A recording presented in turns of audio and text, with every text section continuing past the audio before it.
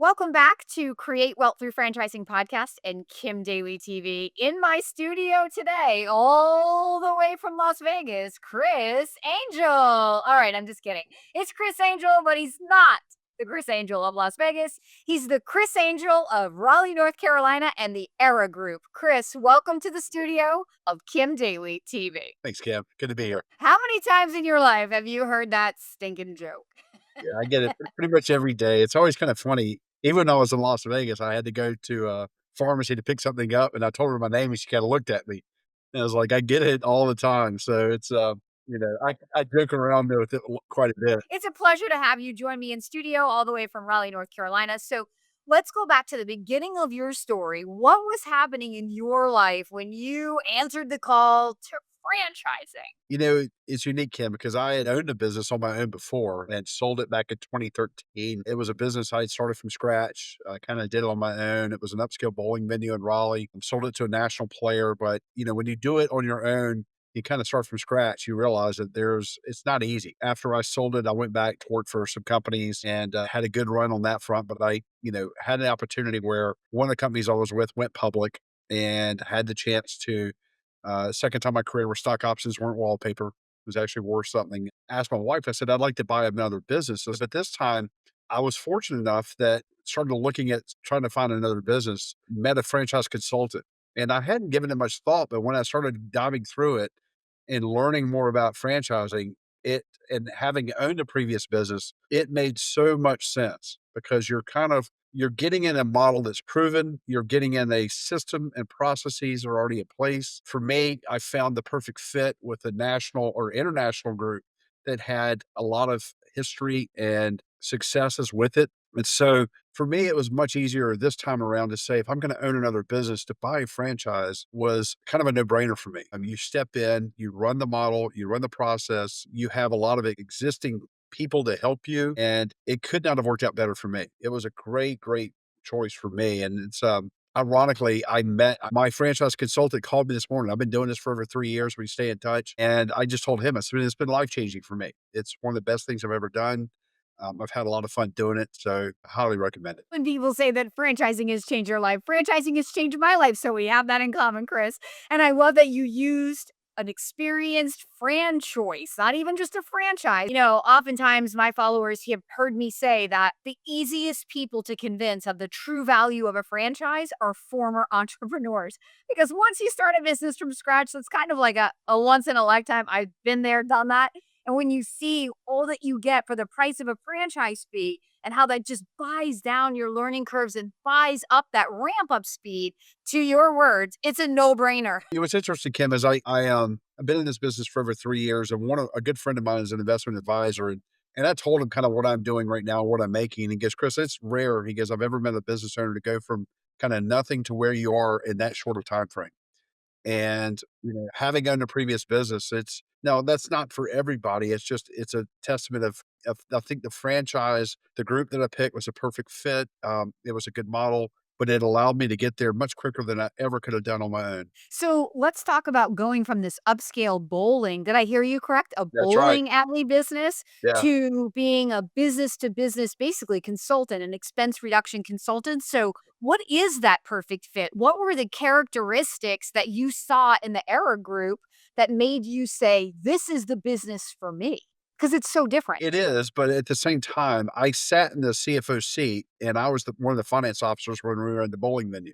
And so I say bowling, but it was restaurant entertainment.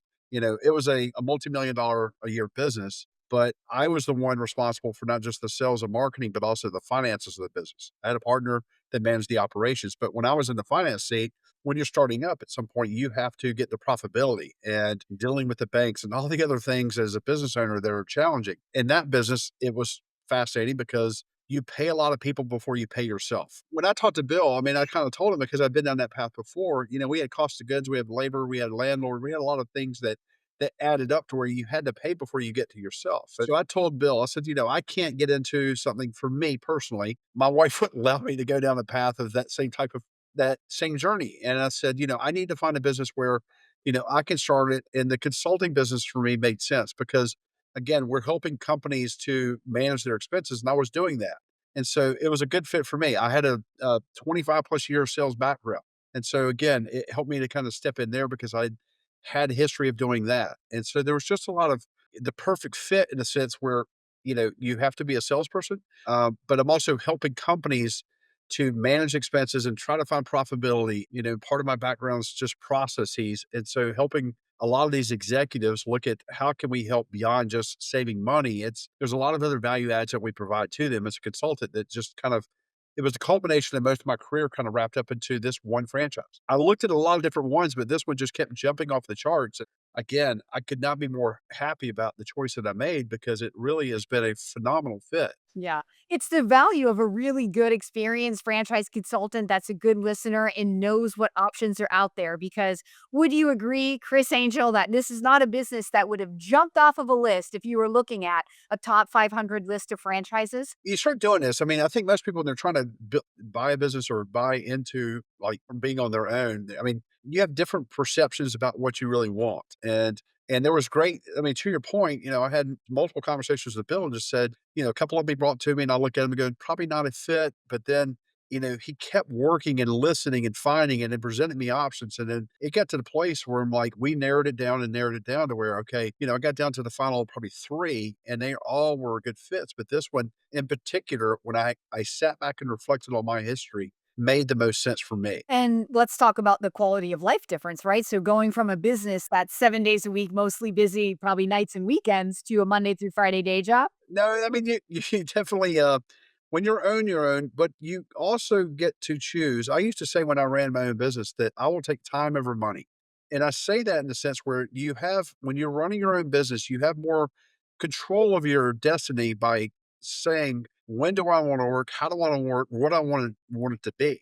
I often talk to people considering franchises with our group, and I tell them, I'm like, it's what you choose it to be. Do you want a lifestyle business? Do you want a business you're going to knock it out of the park? It comes down to the individual choice that you make as well. And so, yes, there are days that I work crazy hours, and there's days that I'm like, you know what? I can take the morning off or take the day off because I'm going to go enjoy the family. It's afforded me. I told Bill this morning, it's like, even when I've gotten into this business, it's allowed me to make other connections and other things where I built my own practice. And then I've been able to develop within our own company some partnerships and some other avenues that our company wasn't considering to help the company. But at the same time, there's other opportunities that I've met with these connections that allowed me to kind of build other business ideas on top of what I do.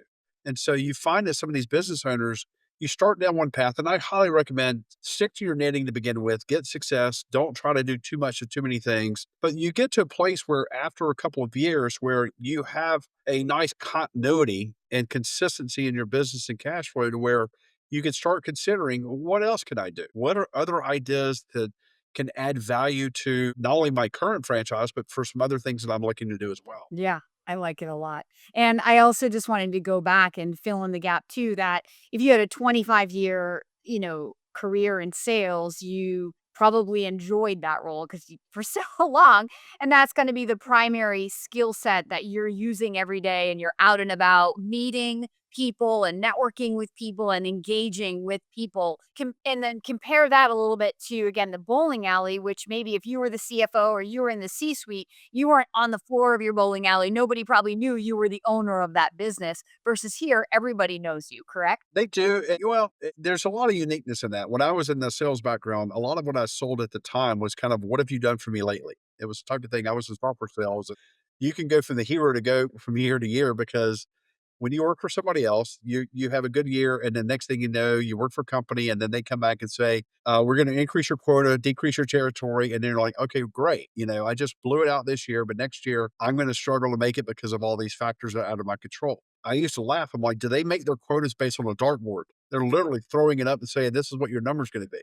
And I think a lot of people who've been in sales for a long time can appreciate that. One of these things that you just like, you go and it's like constant grind of sales of like year to year having to perform. Now, our business, what I love about it is you build some long term relationships and continuity of cash flow, which was huge for me. And again, I say bowling, 60% of our revenue came from corporate entertainment. So a lot of the sales background was going to large companies and having them do events at our location.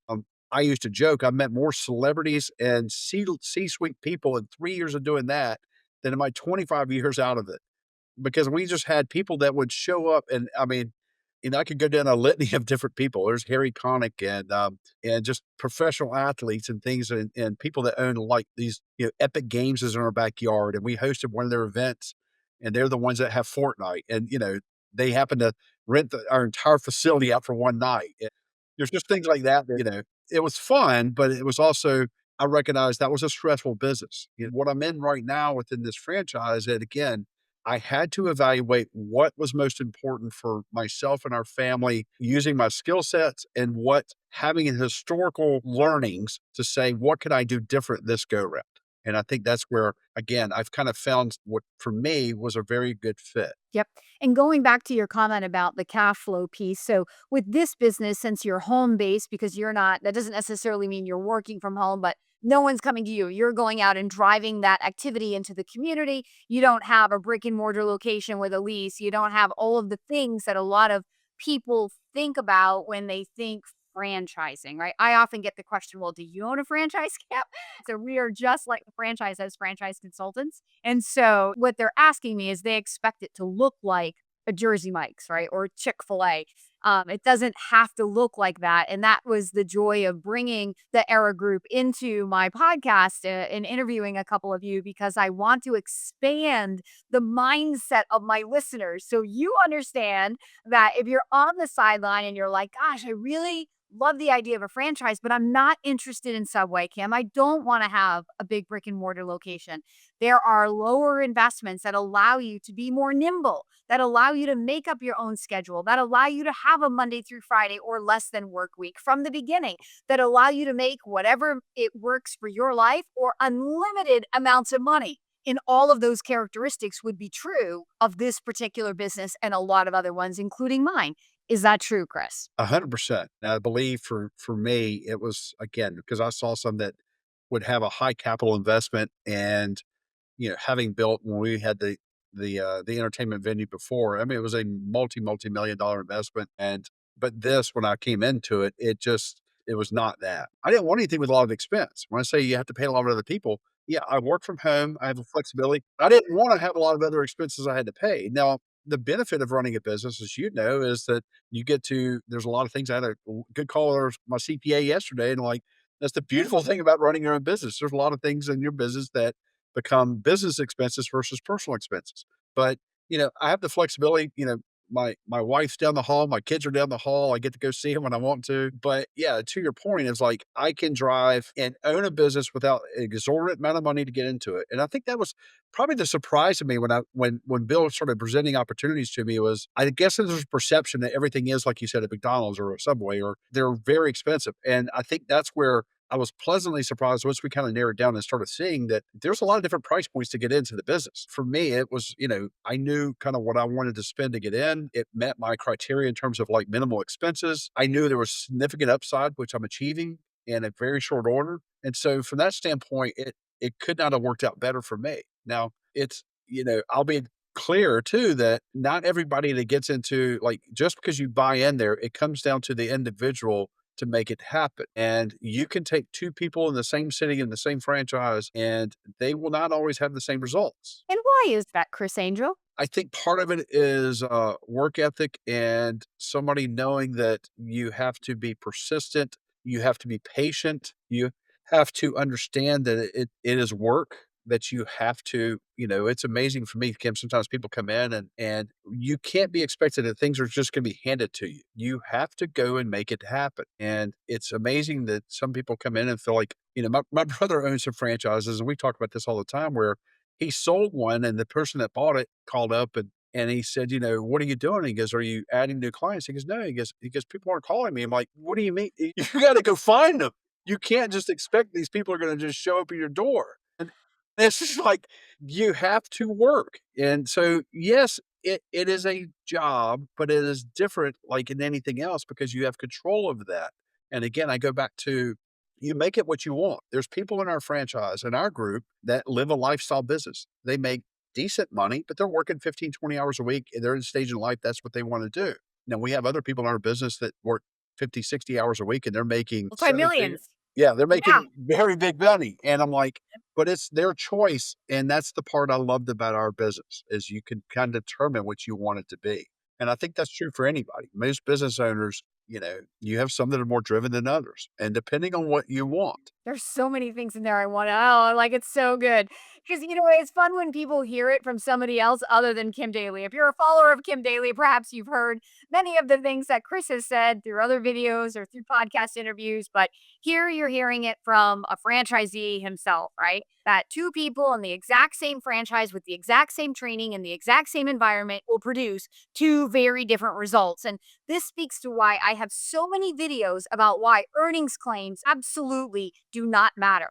It's not a franchise and an earnings claim. The earnings claim is there to help you wrap your arms around how money could be created, but you have to understand who you have to wake up and become and how to drive the activity of that business to then drive a successful customer relationship. And when you've mastered that, then you get to earn money. So what Chris was saying is that the patience and the persistence and the it's you've got to make it happen is you've got to get in there with the training they're giving you and just kind of fail forward. I'm teaching my 18-year-old son, he's canvassing neighborhoods for a franchise this summer. And I said, buddy, Jack, it's gonna be a lot of no's. And I love it as a mom. Like, I'm like, dude, if you can master this or your college like career, maybe we are going to invest in any franchise that you want to own because you will understand how to drive success in any business if you can master this. And he's so determined to because he wants to open franchises with me.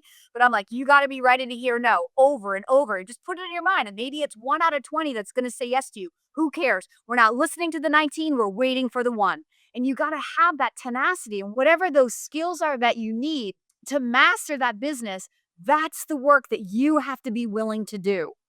Right? That's the work. It's not gonna be handed to you. It's not gonna be hard. It might be the hardest thing you've ever done. But to Chris's point, it's so satisfying because it's all for you. And when you learn it and you master it and you own it and control it, guess what? Nobody can take it away from you. So, like that territory in corporate America that they move it, they change all of your targets. So you do great 1 year, and then the next year you got to go, 3x or 4x, and it seems impossible. That doesn't happen in your own business because you're the CEO and you're going to be the one calling the shots and deciding what the goals are and then aiming for them. So that satisfaction is there, that control is there. That's why we love franchising. Chris, I think your consultant, kudos to Bill Blackman. I think he did an amazing job, like just knowing you for 15 minutes and hearing all of the things that are just drove him to think of the Era Group. I think it's phenomenal. And I'm so happy that you've been so successful. So earlier in the show, you said that, this business, it's been life changing. Can you speak a little bit to what you mean by that? Yeah, and I go back to where I say I'll value time over money. I have more control over my destiny. I'm in my 3rd year, and I'm finally getting to where, if I reflect back, kind of tailing it a little bit to the prior question, when I came on board, I remember asking our CEO, I'm like, I want to know the top performers because I want to spend time with the top performers to understand how they got there. And one of those individuals I was on a call with about an hour ago, he's one of my mentors. We're now partnering on deals together. You interviewed Chris and Carr earlier. We're doing things together. I mean, these are guys that and gals internally that I work with that help me kind of find success because when you get into it, there are common characteristics for the high performers. And so I want to go and understand from them the lessons they've learned to where I don't have to repeat those. The other thing about why is it life changing? I think because I now I've gotten to a place by my 3rd year to where we're now have increased financially to where I'm making more than I have in my life. I have more time. This summer I'll probably be gone taking maybe 3, 4 weeks of vacation this summer. And, when you work for a company, you can't always do that. Even like one of the trips I'm getting ready to take, I got invited to a specific event with our company in London, and I'm getting to take my wife. And again, having a conversation with my CPA yesterday, he goes, I smell business expense. And there's just some things like that. And I'm like, I get to take my spouse with me, and yet she's part of the business now. And there's just some aspects I'm like, that it's incorporated some things that makes it very different from like having the 9 to 5 job. I joke sometimes when everybody, my wife, when we first got into this, is realizing that, have it's a big paradigm shift for the spouse when you feel like you have that W-2, that paycheck coming every 2 weeks and things like that. But I would always tell her is like, just because you have that day job doesn't give you the certainty and the safety net that you think you have. And there's maybe people that are listening to this as well that probably been in that path in their career where at some point a company decides to have they're going to do layoffs or they're going to have a change, the economy's changed, things like that. And, or you get acquired by one company and the other smaller company, they let people go. And so I feel like as a franchise for me and owning this, I own the business. I have control, a lot more control over my destiny than any job I ever had in my past because I was always subject to, what's at the whim of the management team at that time? What's the whim of who the owners are? And some days you wake up and like, whether you like it or not, they did make decisions that you can't control. And I feel like in this world, now there's some things, I mean, don't get me wrong, there's always things, but there's a lot more control over this than others. And there's days that, yes, you feel like you get to the goal line and then something doesn't happen. It's the nature of any business you have. It's the nature of when you have the day job. But in this one, you just persist through, you keep moving. And then, like you said, for our business, when you get to a certain point, our clients then start bringing us more clients. When you're good at what you do at some point, then it creates a self-sustaining momentum that is where that's the game changer in the business. So good. Here's what I heard. He's living his American dream. For those out there who are inspired to find your own definition of your American dream, you know that Kim Daly wants to be your franchise consultant and your daily coach. So this is your call to action. You heard this interview? You want to live that life? Follow the link in the description right now because I can't wait to meet you and help you find your definition of your American dream. Chris Angel, you are so inspiring. I am so happy to meet you. Thank you for blessing us and sharing your amazing story right here on Kim Daly TV. I appreciate the opportunity. It's been a great pleasure. And until next time, my name is Kim Daly, and I want to be your daily coach.